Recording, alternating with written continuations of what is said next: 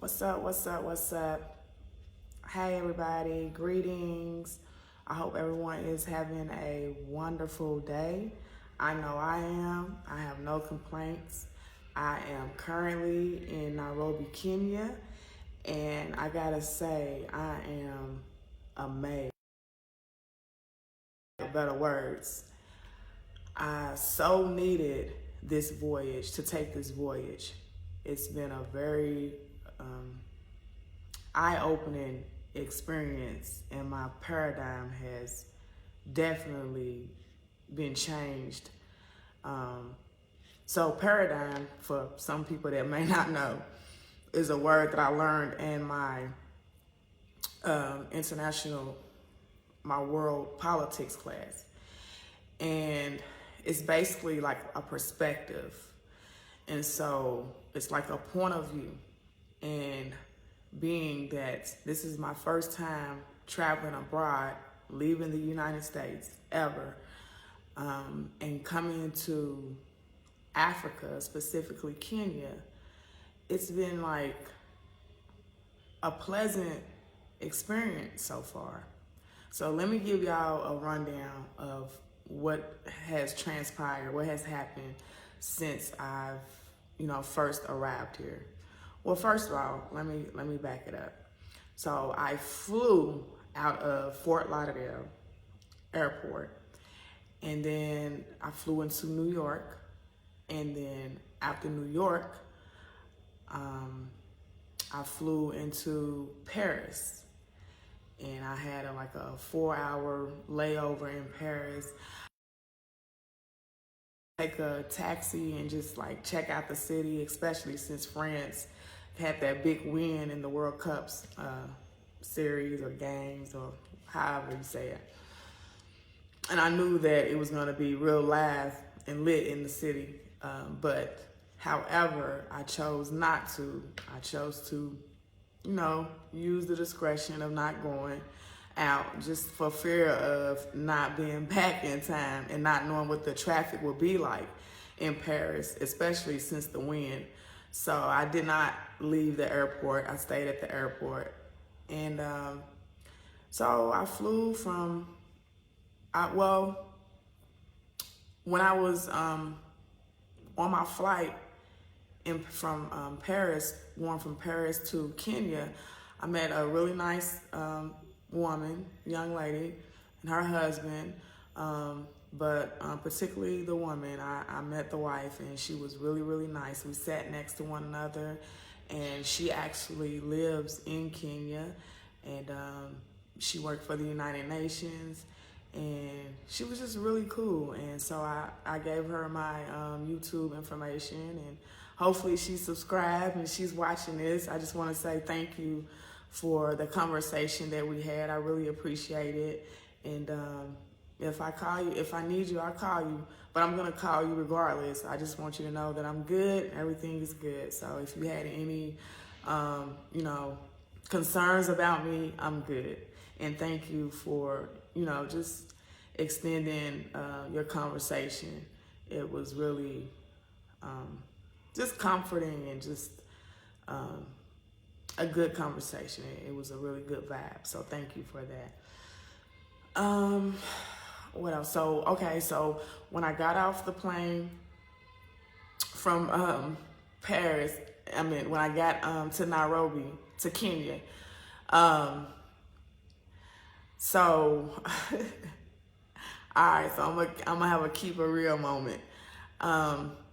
First of all, when I was on the plane leaving from Fort Lauderdale, from New York, I cried. I talked to my husband, and I was just boohoo crying. He's like, "Why are you crying?"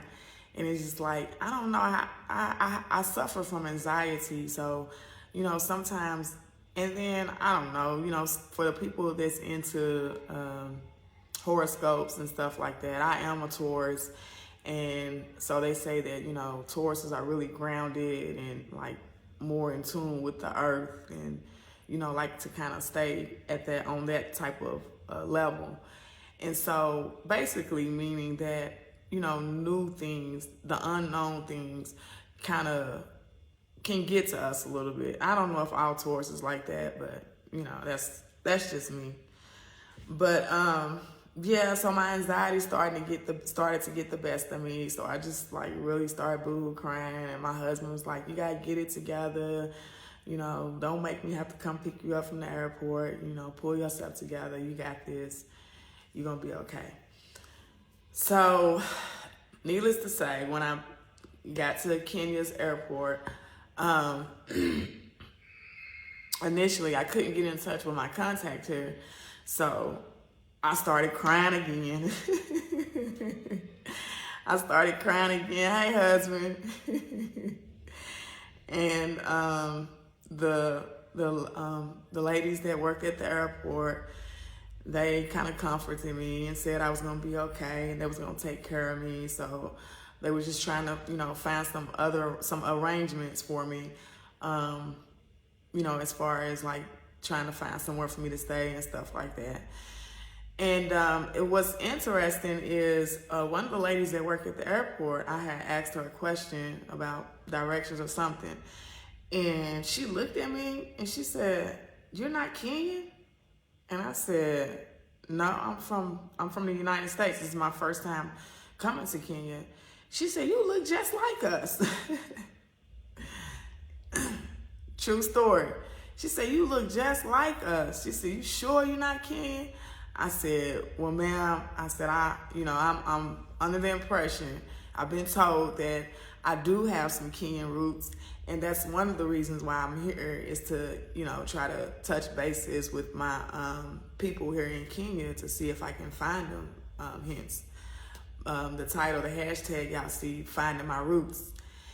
And I mean, it was true. Like, we did kind of favor. She did look like some of my relatives, more so of my relatives on my mom's side, because the lead that I had got on being, you know, from Kenya originally was on my dad's side. But what's interesting is the people here, and the, you know, specifically relating to me, the women here, they look more like the women on my mom's side. And so, but yeah, that lady told me at the airport, that worked at the airport, she said, "You look like us. You one of us. So you're on the right path." So that kind of gave me some, you know, further confirmation that, you know, I'm living in my purpose. I'm walking in my purpose as far as being here. Maybe I'm on the right track. So, so after that, I finally, so I go try to look for my bag. So this lady, she's so nice. She worked at the information desk. She kind of like, you know, took me under her wing, took me downstairs, walked with me, was talking with me, telling me everything was gonna be okay, helping me try to find my bag. But before that, let me back up. So I went to, I forgot what it's called, but it's how you can like exchange your money to get the currency of Kenya. So I stopped there and I got some Kenya money. Hold on, let me show y'all what it looked like. I'm not just gonna talk and run my mouth. I'm gonna actually share and let y'all see. And y'all gotta work with me because I'm new at this whole sharing thing. So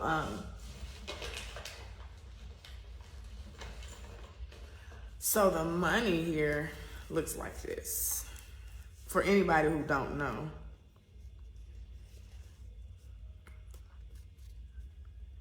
It looks like this. See that? That's the front. And if you can really see, that's a black man on there. So it's 1,000 shilingi. I think that's how it's said. Shillings. 1,000 shillings. And that's a black man on there. And if I'm not mistaken, he is the president. I don't know if he's the 5th president. From my understanding, Kenya's only had 5 presidents. So I think this might be the 5th president. Somebody can correct me if I'm wrong. but I know he is or was a Kenyan president. Okay, that's the front. This is the back.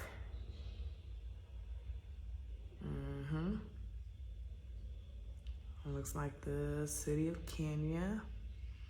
So yeah, that's 1,000 shillings. It says legal tender for 1,000 shillings, shilingi elfu moa. So I don't know if that's his name, but I'm gonna do some further research and try to figure out, because I'm just a natural curious type person. So that's what the money looked like. So I exchanged for some Kenya currency. And so the lady that worked at the information booth, she was so nice. She helped me. We went downstairs to find my luggage. And y'all, I got 2 big suitcases. Like you would think that I packed to move here. So what I do plan on doing is I plan on giving away a lot of things that I bought, because one thing about it is, you know, we are kind of spoiled in America. We are kind of privileged there. And so I always probably I don't know, once every 6 months or something, just go through my clothes and just try to donate at least once a year. Just donate, you know, stuff that I no longer wear, or stuff that some stuff that's too small, or too this or too that, or something I just want to give away. So yeah, so I'll probably give away a lot of the clothes that I bought here. So after that, it took forever for us to find the luggage. It took forever. It took well, not forever. In my mind, it was forever, but it probably took about 30 minutes for us to find our luggage, my luggage. And it was a lot of luggage there. Like, anybody that ever flew internationally, I didn't know, it was so many people. I mean, I kind of imagined a little bit, but yeah, the amount of luggage that was out there, you could be looking for days for your luggage if you ain't careful. So yeah, so I was lucky. I was grateful that my luggage was there. We finally found it. And then after we found the luggage, I had got a call from, okay, husband, build on what? Give me some ideas, please. I got a call from, my contact here, and they sent me a driver to come pick me up from the airport. So I was, starting to feel better, a little bit more at ease. And then the driver came, and I went to a hotel for the night, and the hotel had a nice little lounge at the rooftop of it. And they would perform, and they had live performances, music, all that kind of stuff. I tried to go live on that, but I don't know, the signal kind of messed up. So, but yeah, it was really nice. And the women, when they go to stuff like that, live events or stuff, or what I noticed is that they were really more kind of dressed up than in the United States. It was a different type of dress up. Like the dresses were really nice, and they were conservative, but at the same time still stylish and fashionable.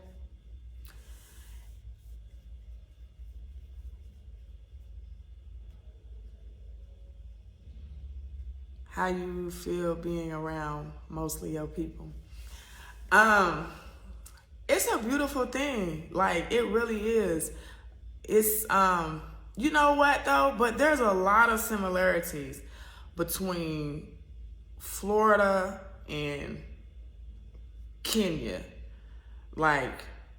For instance, the weather, The type of weather it is here is the type of weather it is in Florida. Being around a lot of African American, well, black people, people of color descent, I've seen a lot of that growing up, but it's very much so more prominent here, especially with the new Florida versus, you know, when I was growing up back in the day. It's more diverse, but here it's a lot of people. You see a lot of people of color.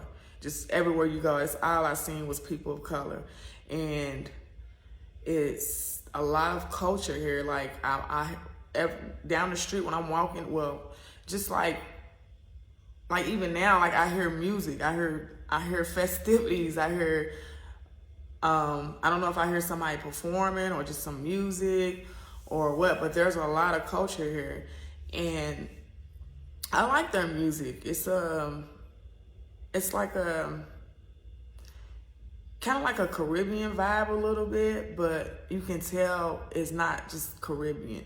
Like you can tell, because I've listened to African music before, I can tell that it's African music. But it's like, I don't know, it's just one of those things where you just have to listen to it to, you know, kind of form your own opinion. But just that reggaeton type of energy kind of thing, whatever. So yeah, the music is good. The food is good as far as culture, and the people are, you know, I don't know. I feel like when I was walking down the street earlier, like I felt like people knew that I wasn't from here, but maybe because I had on a backpack and, you know, I looked like I was maybe a tourist or something like that. But I want to see, like, tomorrow morning, I'm just going to go and, like, exercise. Me and a really nice young lady that I met here. Test fresh the word. Test fresh the word. Babe, you got to type right, babe. Because I don't understand that. That's, I don't know. You speaking Geechee. Test fresh the word. Oh, the word. Okay. So yeah, so tomorrow I'm gonna just like walk, do my regular like exercise routine like I was in Florida, like I was at home, trying to get back to that regiment. And so I'm gonna exercise and like walk and do a little jogging and see if I get a different vibe as far as like people, because like I said, when I was at the airport and stuff, they thought I was from here, Kenya. But when I'm walking down the street, you know, I got my backpack and a bottle of water and this and that. Looks like I'm a tourist. So tomorrow I'm going to go with a different approach, and I won't have, you know, so much baggage and stuff like that. And right now I'm eating some food that I had from earlier. I had posted it on my Facebook earlier, but it's some greens and I got some fish, babe. And one of the things that I'm embracing as far as culture, and one of the things that's similar to Florida, is a lot of the people here eat with their hands. And back in the day when I was growing up, like a lot of people ate with their hands. I don't know, they probably do still to this day. But I'm eating with my hands, you know. It's really good.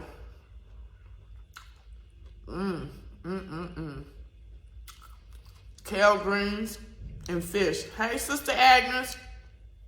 I wish I can give you some through the phone. It's delicious. It's all about the red tomato sauce that they use. I'm a foodie, so anybody that really knows me know that I like to eat. But I like good eating, really good clean eating. But I'm gonna enjoy this fish and this kale. But the tomatoes paste, the tomatoes base sauce that they use is really good. So I'm embracing my Kenyan roots and I'm eating with my hands. What it do? What it do, right?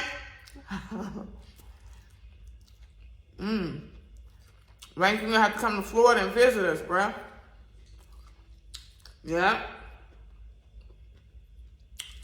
So, kale greens and fish, eating with my hands, embracing my Kenya roots.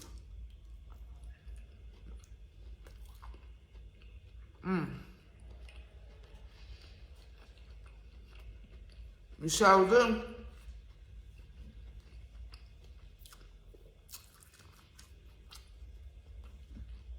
So, that's like delicious. So if you're ever in the Kenya area, get you some of this grilled fish. You'll see them. They got, you know, they be outside and they be grilling the fish and stuff. And yeah.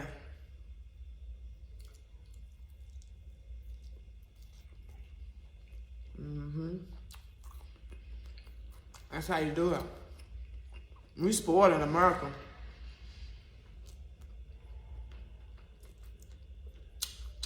Everybody's westernized and want to use proper table etiquette. But here, this is proper eating etiquette. Because when they seen me eating with a fork and a spoon, some of them was looking at me like I was crazy. So I said, uh-oh.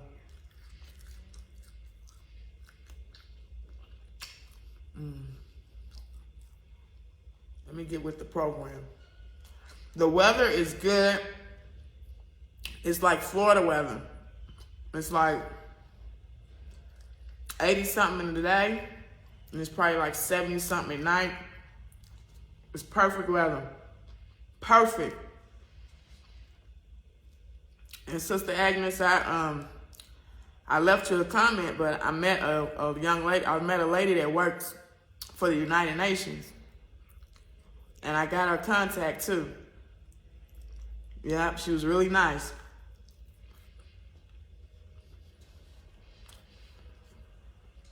So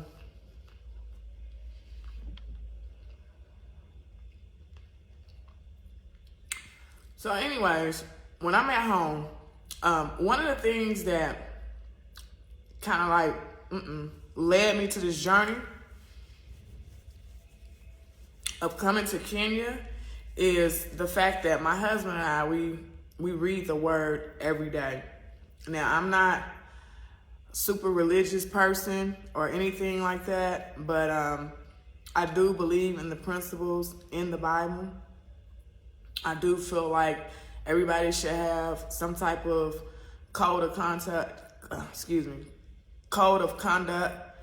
some type of principles, some type of morals and standards and guidelines that we live by. And so my husband and I, we read the word every day. We read out of Proverbs and Psalms. But sometimes when we read the word, we just, sometimes I have this thing where I just open up the book and I just read. And I pray before I open it up, and I just say, Creator, please just lead me to what you want to see. Open my eyes to what you want to see. Open my ears to what you want to hear. I know you got a word for me. And I just pray, and then I just open up the Bible. So during my downtime in Kenya, when I'm not moving around and, you know, taking care of business or doing other things of that sort, I'm going to be, you know, connecting with the Most High by writing, reading the Word, exercising, and, you know, just being in a positive mind frame and just standing firm, you know, and keeping my eyes on the Most High. So that's how I'm living my life for the rest of my life. So if anybody, you know, wants to be around me or whatever, because I ain't gonna lie, I've had people in the past where I have probably, you know, not been the best example in front of, but I've had a lot of people close to me in the past who I will give like my honest advice or opinion to people from just a level of empathy as far as putting myself in that person's shoes and trying to give the most positive, righteous advice as possible. And sometimes when you do that, when you are that person, people kind of resent you for that. And so that's another reason why, you know, on my journey, I am opening up my platform, because that way I don't force myself on people. You know, if you want to get to know me, if you want to share your experiences with me, if you want to do that, then you're doing it on your free will, not just because we're in the same environment, because, you know, we're like-minded. I just want to surround myself with people who are constantly uplifting and, you know, I'm saying you don't have to be super religious. What advice do you give me in empathy? I feel everyone's feelings. How do I stay balanced? That's a good question, sir. That's a good question, Miss Lee. Because I can relate to you on that. I be feeling a lot of people's stuff, for lack of better words, energy. So what I do is I fill myself up, because sometimes the fulfillment that you give other people aren't able to give that same, reciprocate that same fulfillment to you. So what you have to do is you have to fill yourself up, as far as like get you a good read, like get you a read from an author that's on another level, that's fulfilling you in whatever area that you need to be fulfilled in. Affirmations, positive, because what it is, Miss Lee, is that when you do that and when you're feeling people's energy and you're giving that advice and you're giving out all that energy, then your cup becomes a little less full. And it takes away from your energy. So just fill yourself back up with positive affirmations like every single day. That's helped me. Put you an app on your phone. I have an app called I Am. And what it does is periodically throughout the day or the night, it just drops me some jewels. Like, I am this. Because ain't nobody else telling you that. You telling everybody else what they are. But in the meantime, nobody's filling your cup back up. So stuff like that. Actually, like, do like stuff in your natural gifted talent. Like when you live in your purpose and you're doing stuff in your natural talent, your natural gift that God gave you, that's priceless. So whatever makes you happy, that's in the will of the Most High, do that. And don't let nobody interrupt. Like, take time out to do that. Like, you know, if you model, you know what I'm saying? Keep modeling. Don't stop. Don't stop. Keep doing your thing. Like, or, you know, take it to another level. But I feel like whatever your purpose is, you have to do things that is that's pointing towards that direction, because that feeling of happiness and that feeling of joy, that fills you up. Okay. What else? Affirmations. Just meditation. I am, babe. Read the Bible, Exodus 30, and the other one, please. Okay. I am, babe. Let me just finish this thought. But like, yeah, like, you know, and me and you, we can connect sometime. Like, we need to get back in contact, and just like having people around you that just periodically just call and check on you. You know what I'm saying? Making sure you're okay, seeing if you're good, seeing if you need anything. Like, you know, surround yourself around those type of people. I put up a real funny post on my page the other day. I said, if you want to really see who's fake around you, say you broke or say you need help. You know what I'm saying? And you clear that out. You know what I'm saying? Clear that negativity around. Yeah, clear that negativity out. Yeah, I miss you too. I miss you too. But you got to keep doing the things that make you happy. You know, we got children. They make us happy, for real. But, you know what I'm saying? Living in your purpose while you being a mother, you know, I would say do that. Live in your purpose. Do the things that God has blessed you to do. Because when we don't do those things, we're taking our talents and our gifts for granted. And then we become convicted by God because God don't want us to settle. God wants us to live in our full potential.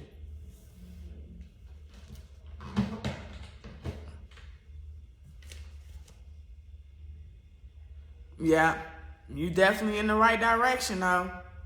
Absolutely. Just knowledge, self-knowledge, educating yourself, being around people who's, you know, yes ma'am, I'm getting back to work. Thanks for sharing. You're welcome. Anytime. Anytime. Now you said that, I'm going to be calling to check on you now. And I'm not the best checker-upper. But that's what, sometimes I'm going to call and check on you and see how you doing. All right, so, okay, babe, I'm going to get to Exodus 30. But first, which one was that? That was Exodus 30. And then it was Deuteronomy. Was it Deuteronomy? Babe, what was the other one? Okay, let me just go to Exodus 30 real quick. It might take me a little second, y'all, because I don't know the Bible front to back.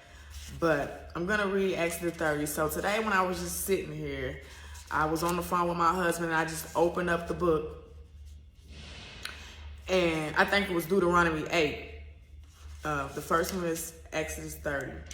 So I was just sitting here and my husband's like, hey, you know, let's just, you know, let's read the word. Let's do what we do and just open it up and see what we get. And so today I'm going to share a couple of the stories that we read, well, we attempted to read because we didn't read it all.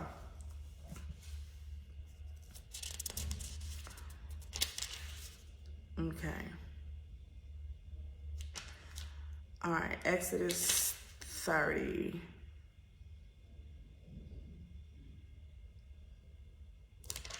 Okay, it says, the altar of incense. What? Was it 40 or 30, babe?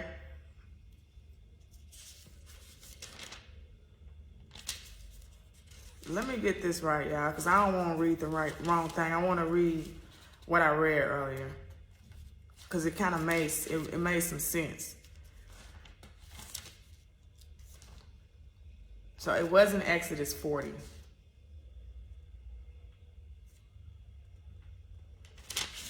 So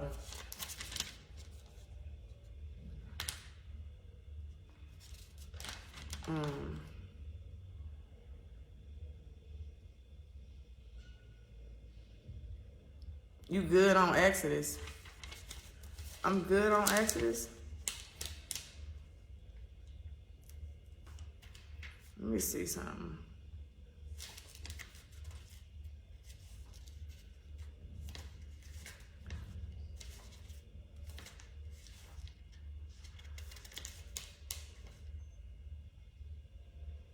Okay. All right. So let's start with Deuteronomy 8. And it says, do not forget the Lord. Be careful to follow every command I am giving you today, so that you may live and increase and may enter and possess the land that the Lord promised on oath to your forefathers. Remember how the Lord your God led you all the way in the desert these 40 years to humble you and to test you in order to know what was in your heart, whether or not you would keep his commands. He humbles you, causing you to hunger and then feeding you with manna, which neither you nor your fathers had known, to teach you that man does not live on bread alone, but on every word that comes from the mouth of the Lord. Your clothes did not wear out, and your feet did not swell during these 40 years. Now, what's deep is that I'm 40, okay? That's the deep part. And and it's talking about,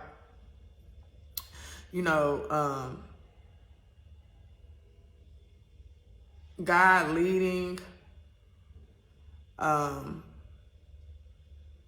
man into the desert, and everything that he had to go through in order to get to this point. So I just found that interesting. He humbled you, causing you to hunger, and then feeding you with the manna, which neither you nor your fathers had known, to teach you that man does not live on bread alone, but on every word that comes from the mouth of the Lord. Thank you, love. I miss you, and thank you. I appreciate you. Your clothes did not wear out, and your feet did not swell during these 40 years. Know then in your heart that as a man disciplines his son, so the Lord your God disciplines you. I hope you're doing good, Terica. Observe the commands of the Lord your God, walking in his ways and revering him. For the Lord your God is bringing you into a good land, a land with streams and pools of water, with springs flowing in the valleys and hills, a land with wheat and barley, vines and fig trees, pomegranates, olive oil and honey, a land where bread will not be scarce, and you will lack nothing. A land where the rocks are iron, and you can dig copper out of the hills. Now, the thing about it is that anybody that knows Africa knows that it's a very resourceful land.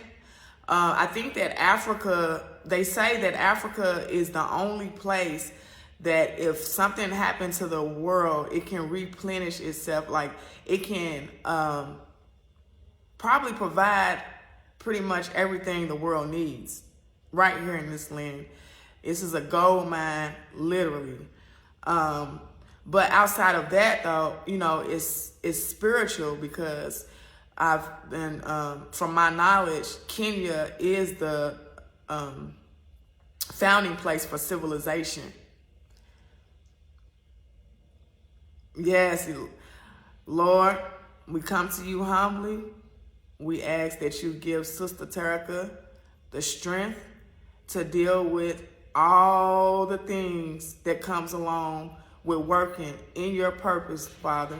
She is a woman of God, and she deserves to have peace at her job. So give her peace. Give her peace with her co-workers. Give her peace within herself, and give her peace with you. Let her know, Father, that you're right there with her right now. And you, the vengeance is yours, Lord. So we ask that you take care of any enemies, any foes, anybody that's wishing her ill will. We ask that you show up in their lives too and show them a different way. Thank you, Creator, for Sister Terica. We appreciate her, and we know that she's living in her purpose.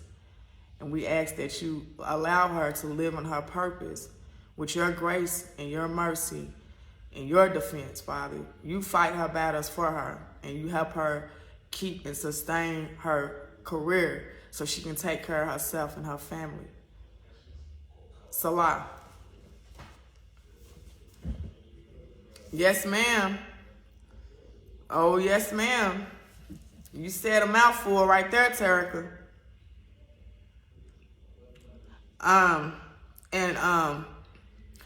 One thing about it, I don't really say in Jesus' name, and I don't really go through all that.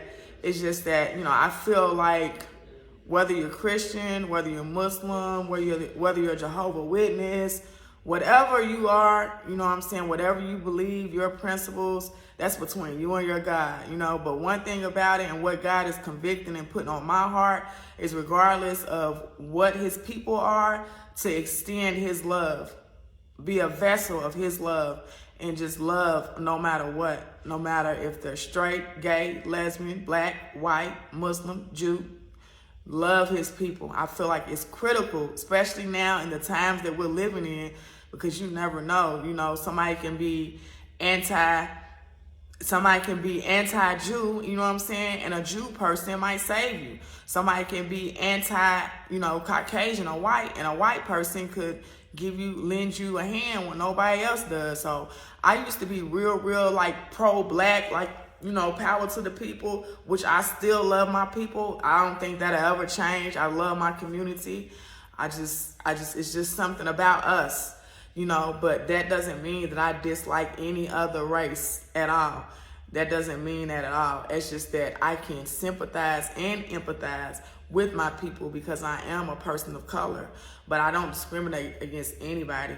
And do people of color be on some ignorant stuff sometimes? Yes, they do.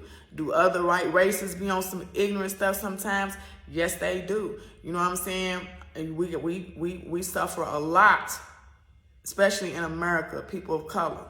But around the world, there's an issue, you know, against us. But however, you know, we also, on the flip side, sometimes we're our own worst enemies. You know what I'm saying? I'm not, you know, this is just my own personal experience. A lot of times I'm not worried about being robbed by a person of another color. If I'm worried about being robbed or something, a lot of times I'll be worried about being robbed by my own people. And it's not because they're bad people. It's just that a lot of us are living in poverty. So when we think, when we think that somebody is doing good because they got this or they got that, you know, then sometimes, you know, people be trying to, you know, check you out and check for you and rob you. That's just how our community can be sometimes. And I'm not saying I'm scared of my people. No, I'm not scared of my people. I don't fear no man. I don't fear nobody but God. However, a lot of offenses that I've had have come from my own people. A lot of the fights that I've fought on this journey has been with my own people now. But a lot of the fight that I've fought has been against the system, the systematic racism. So it balances out at the end of the day. But do I love everybody? Yes, I do. All right, so let me get back to the word. All right, so it's talking about, you know, this land, and it's talking about all these natural resources, the barley and the vines and the fig trees and the pomegranates and the olive oil, you know, and the copper that you can dig right out of the ground in the hills. So, you know, it kind of sounds like Africa to me. But we're going to keep reading. When you have eaten and are satisfied, praise the Lord your God for the good land he has given you. Thank you, Creator. I'm grateful. I'm grateful with land. I'm grateful without land. I'm grateful with just you. I'm grateful with just a piece of bread. I'm just grateful.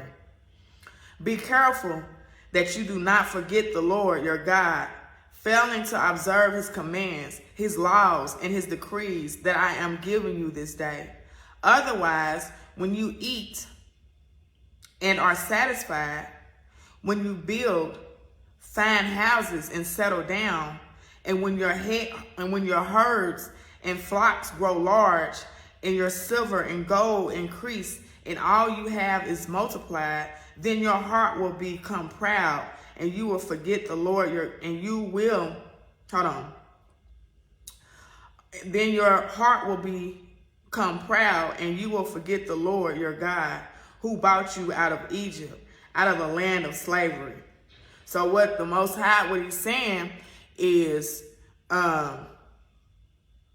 you know, when you're satisfied and, you know, you're getting and receiving all these blessings, you know, will you forget the Lord? Will you forget that the Lord is the one that gave you these blessings? Will you forget the Lord forget that the Lord is the one that frees your being, frees your mind? Would you forget that the Lord is the one that, cleans your temple? Will you forget the Lord because you have these things?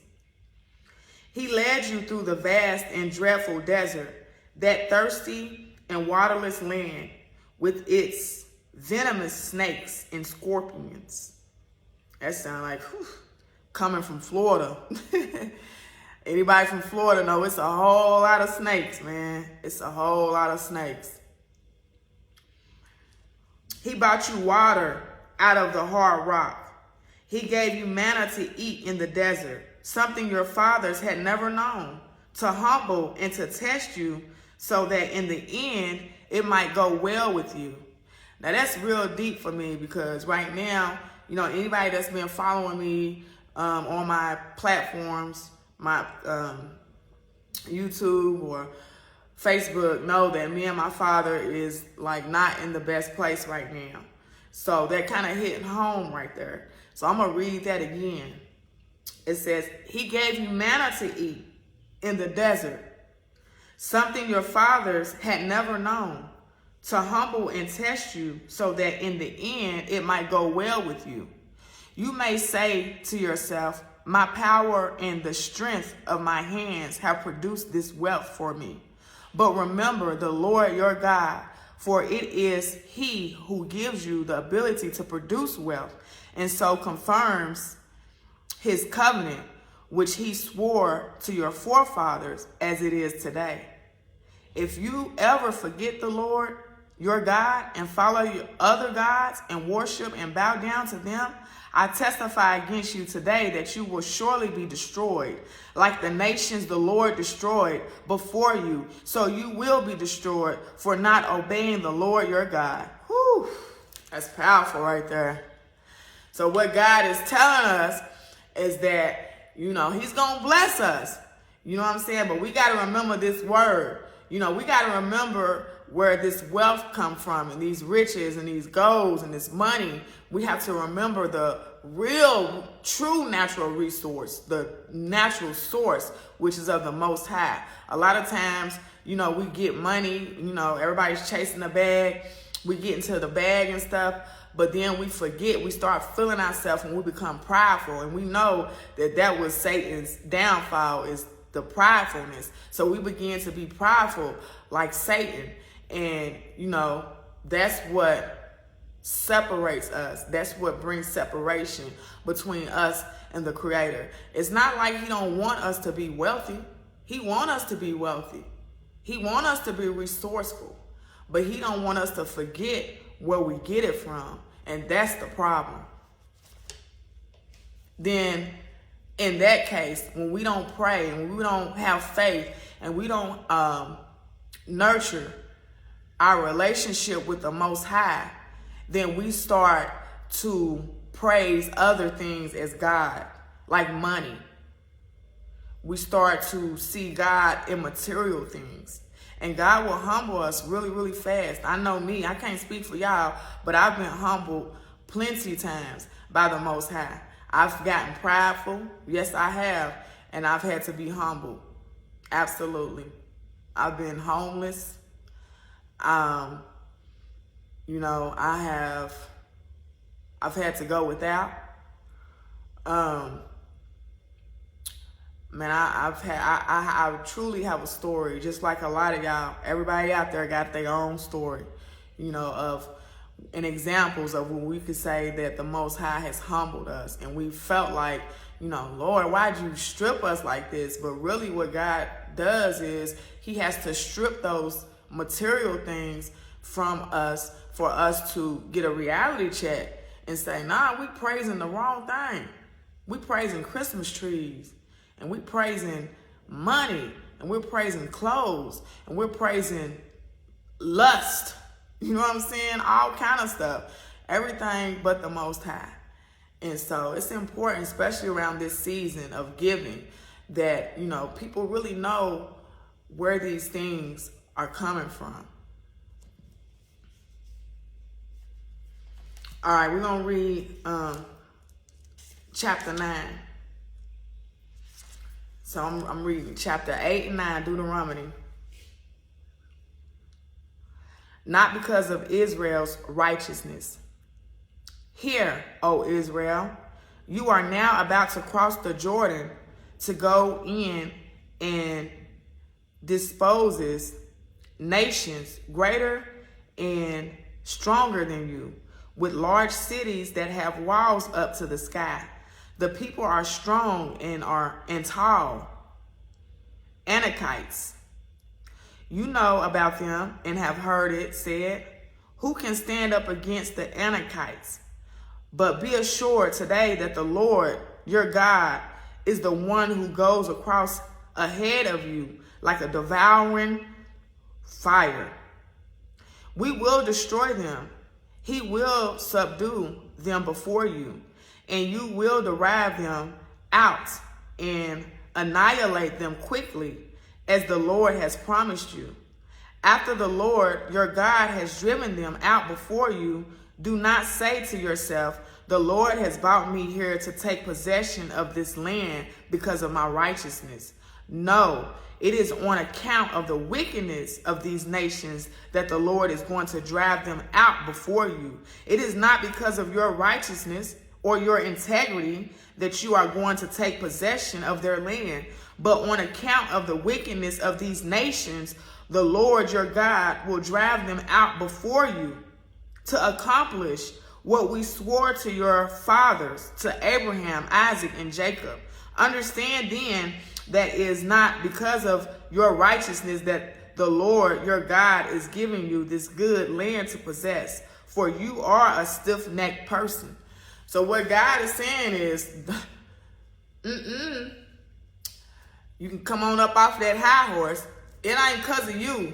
It ain't because of your righteousness. It's not because of your integrity. It's not because of any of that. It's because of the wickedness that's on the land that the Most High is not going to let take place anymore. So let me put this in world politics terms, because some people on here might not be spiritual, but some people can relate to, world politics more.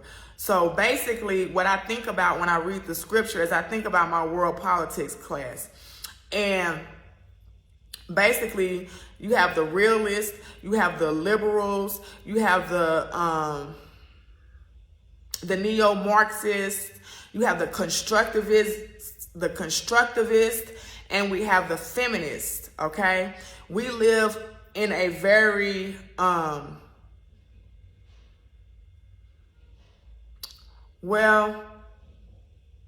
for a long time, we've lived in a very realist type of world. And I think that we kind of still do, but it's like, for me, for what I've learned, it's like we're at the cusp of like realists and liberals. So realists, they believe that war is inevitable. They believe that states, and when we talk states and world politics, we're talking countries. Because you have to realize, like, even though we have states, they're really countries. And that's what my professor taught us. That's how our professor trained us to think, that when people say states, think countries, because what it is everybody is pretty much have their own law system. Like, everybody has their own way of doing things, even as a state.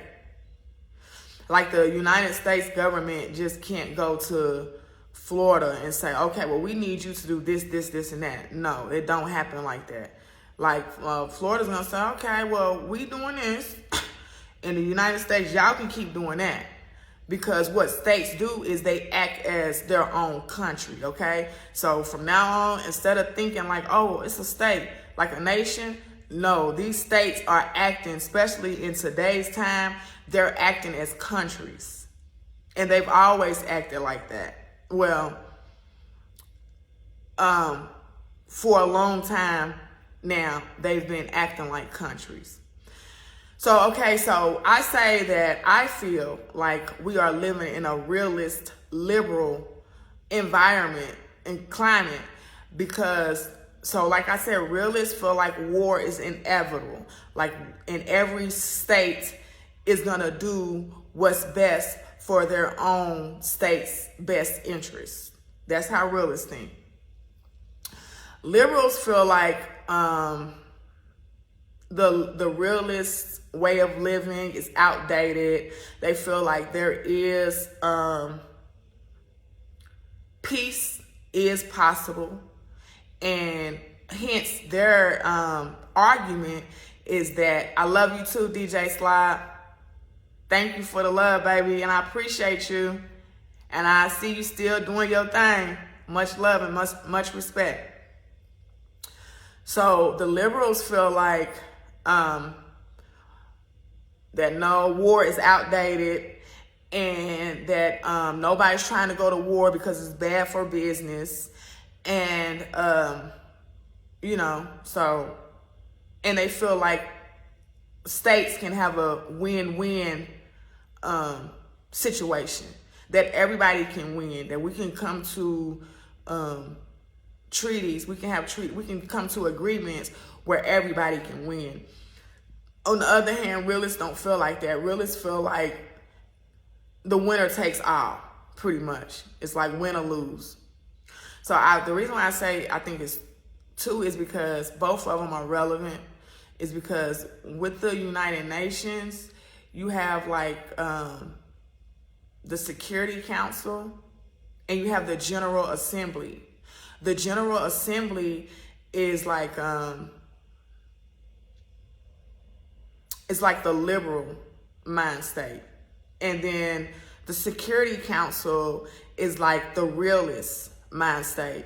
So basically, the United Nations is like it's like a marriage type of thing between the realists and the liberals. Now,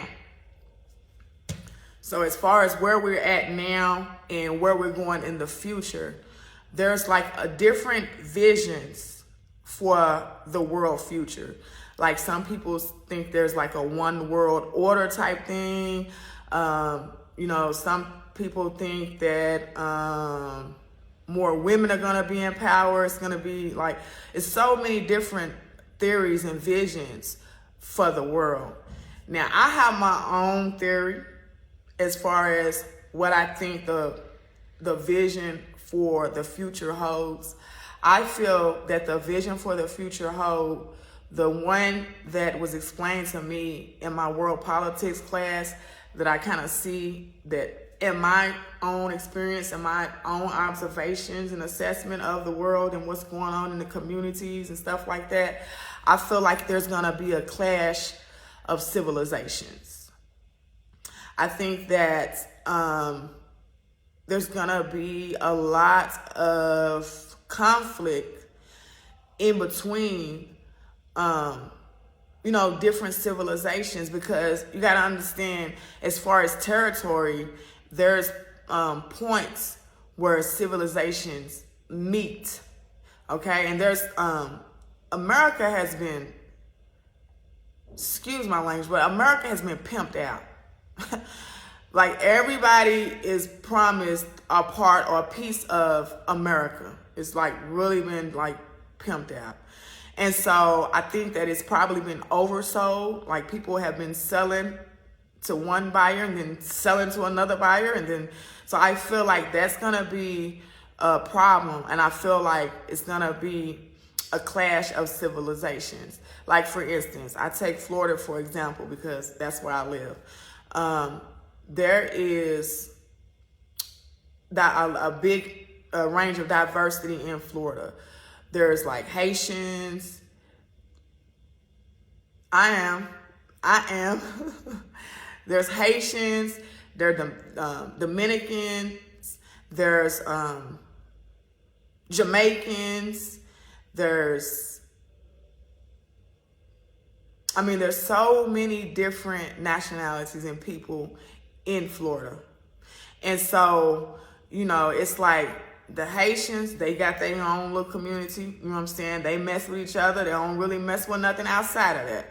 The Jamaicans, they got their own community. They really don't mess with nothing outside of that. They don't have to. They got their own grocery stores. They got their own, the only time we have to really meet is like at the hospitals or something like that. Or like institutions, schools, like big institutions where we don't fund as a whole. So, however, I just feel like because America has been sold and underhandedly this and that and oversold, there's going to be a lot of people fighting over territory, and it's going to be a lot of clashes of civilizations. I don't feel like it's going to be, I forgot the name of it, but there's one vision where they feel like China and America are going to like pretty much bomb each other or something. Like they're gonna like try to end the world or something.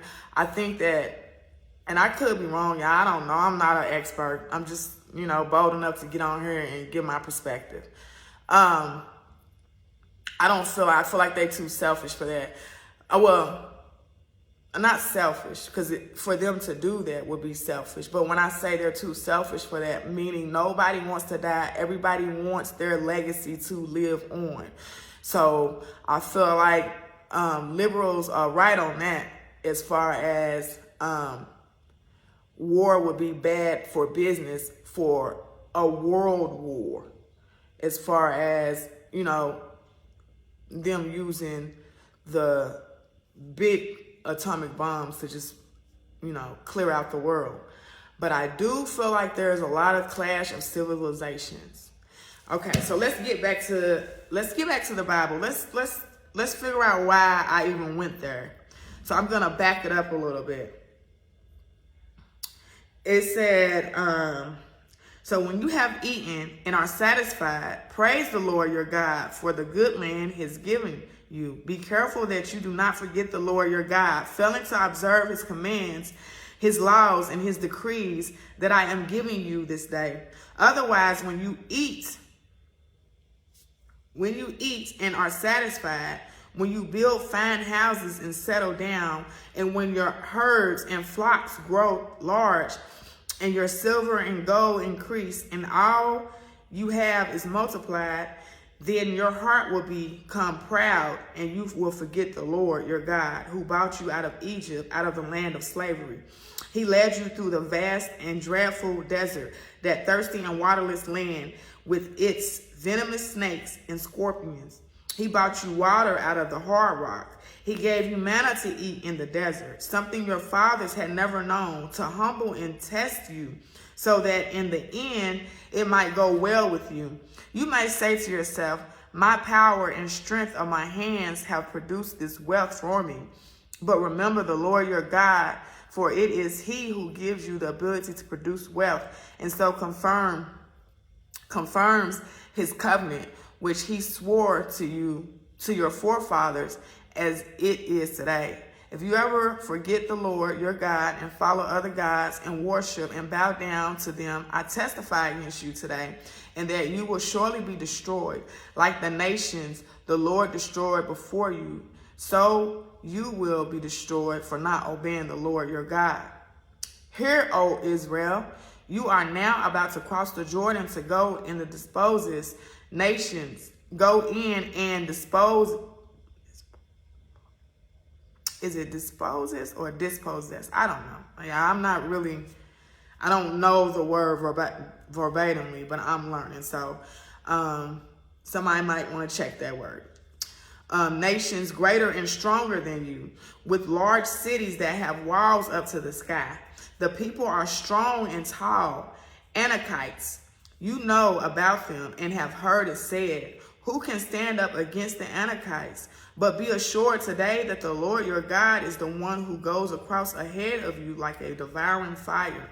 He will destroy them. He will subdue them before you, and you will drive them out and annihilate them quickly, as the Lord has promised you. After the Lord your God has driven them out before you, do not say to yourself, the Lord has brought me here to take possession of this land because of my righteousness. No, it is not. It is on account of the wickedness of these nations that the Lord is going to drive them out before you.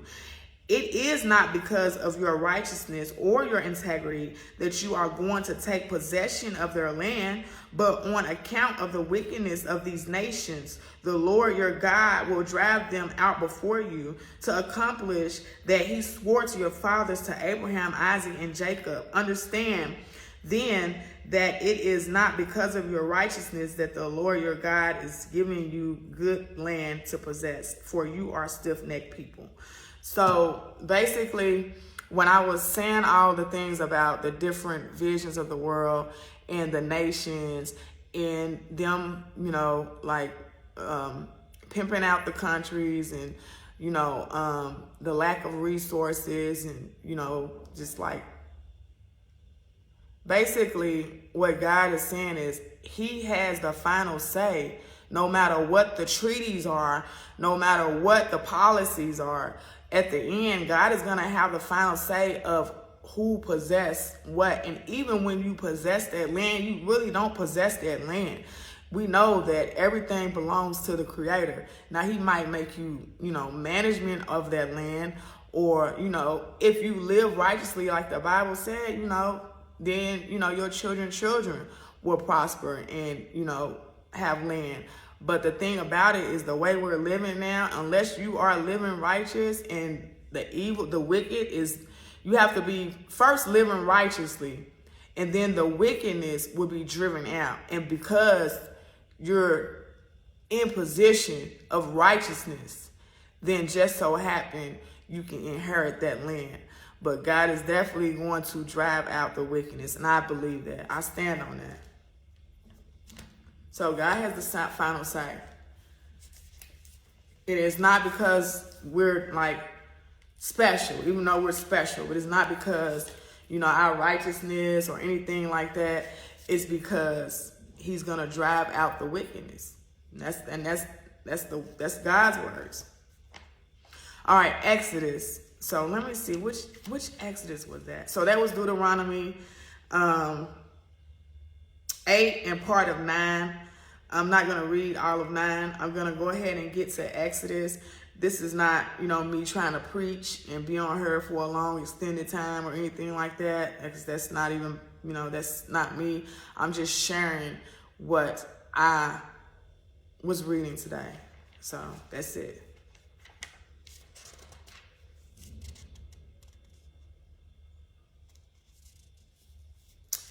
Like, which Exodus? So that was doing, so he said Exodus 30, but it seemed like, I'm about to find it.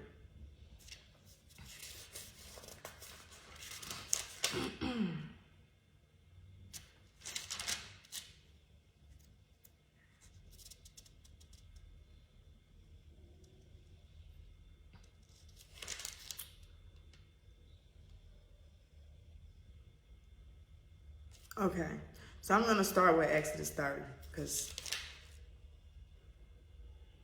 all right. The altar of incense. This is Exodus 30. Make an altar of, but how do you pronounce this word? Because I always tear it up. Make an altar of,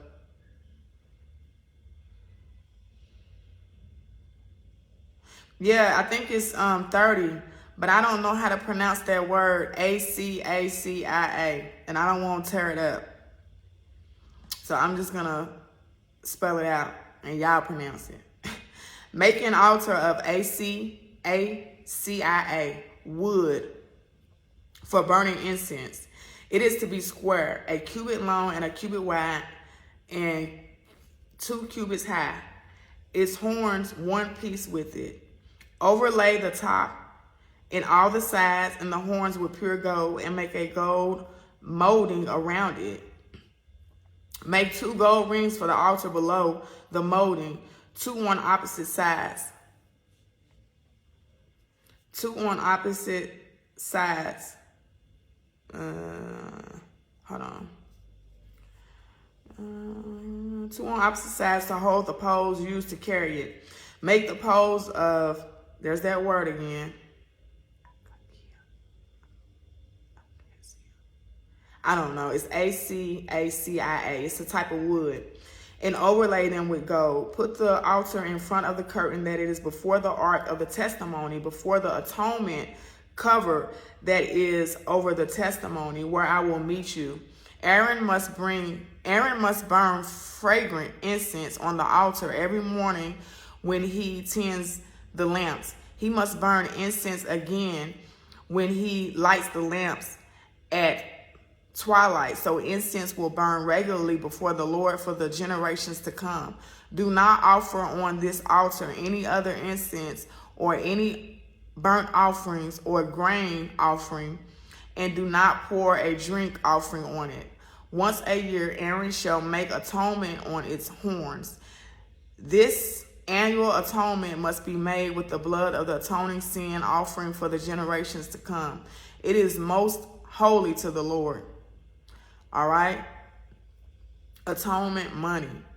Then the Lord said to Moses, when you take a census of the Israelites to count them, each one must pay the Lord a ransom for his life at the time he is counted. Then no plague will come to them when you number them. Each one who crosses over to those already counted is to give a half shekel according to the sanctuary shekel, which weighs 20 gerahs. This half shekel is an offering to the Lord. All who cross over those 20 years old or more are to give an offering to the Lord. The rich are to give more than a half shekel, and the poor are not to give less when you make the offering to the Lord to atone your lives. Receive the atonement money from the Israelites and use it for the service of the tent of meeting. It will be the memorial for the Israelites before the Lord, making atonement for your lives. Then the Lord said to Moses, make a bronze basin with its bronze stand for washing. Place it between the tent of meeting and the altar and put water in it. Aaron and his sons are to wash their hands and feet with water from it. Whenever they enter the tent of meeting, they shall wash their water so that they will not die. Also, when they approach the altar to minister by presenting an offering made to the Lord by fire, they shall wash their hands and feet so that they will not die. This is to be a lasting ordinance for Aaron and his descendants for the generations to come. Then the Lord said to Moses, take the following fine spices, 500 shekels of liquid myrrh, half as much, that is 250 shekels of fragrant cinnamon, 250 shekels of fragrant cane, 500 shekels of cassia, all according to the sanctuary shekel, and a hin of olive oil. Make these into sacred anointing oil, a fragrant blend, the work of a perfumer. It will be the sacred anointing oil. Then use it to anoint the tent of meeting, the ark of the testimony, the table and all its articles, the lampstand and its accessories, the altar of incense, the altar of burnt offerings and all its utensils, and the basins with its stand. You shall consecrate them so that they will be most holy, and whatever touches them will be holy. Anoint Aaron and his sons and consecrate them so they may serve me as priests. Say to the Israelites, this is to be my sacred anointing oil for the generations to come.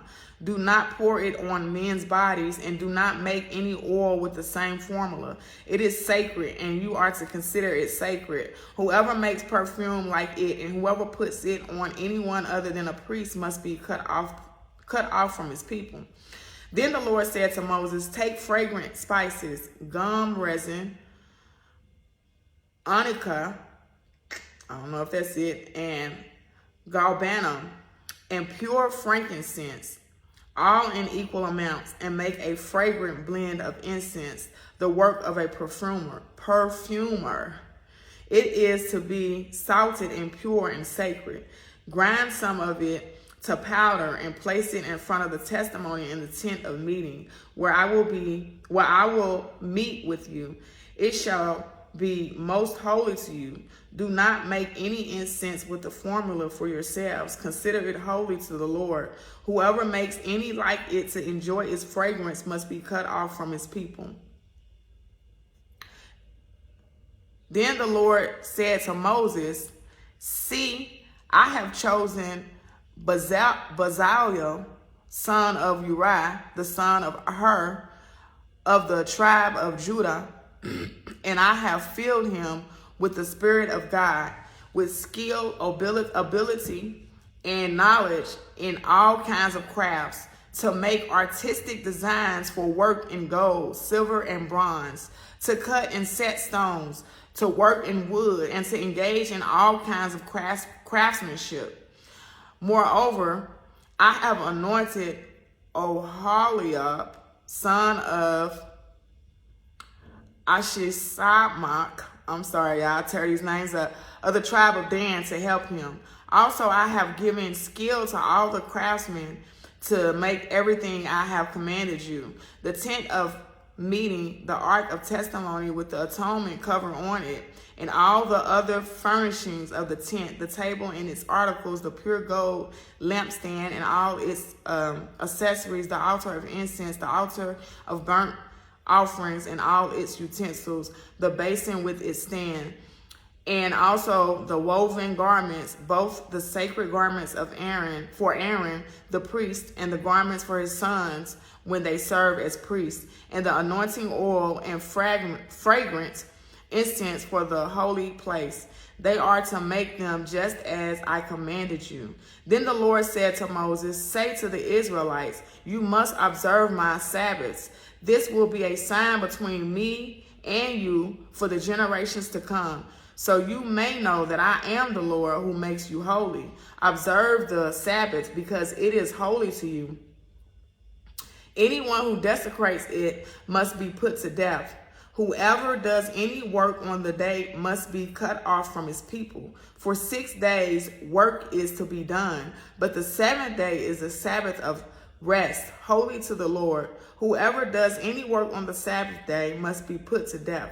The Israelites are to observe the Sabbath, celebrating it for the generations to come as a lasting covenant.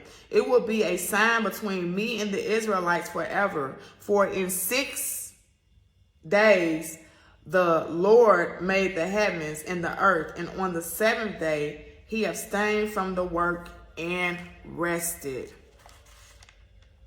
When the Lord finished speaking to Moses on Mount Sinai, he gave him 2 tablets of the testimony, the tablets of stone inscribed by the finger of God. Salah. So yeah, God is the right of all this, man. For real. Like, don't think that, your journey is by chance or coincidence. No, God has already wrote it. It says God has a finger. The tablets of stone inscribed by the finger of God. So, that's that. I'm not going to break that chapter down because, I feel like it was pretty much self-explanatory. God is building, a covenant, and he wants his temple to be a certain type of way.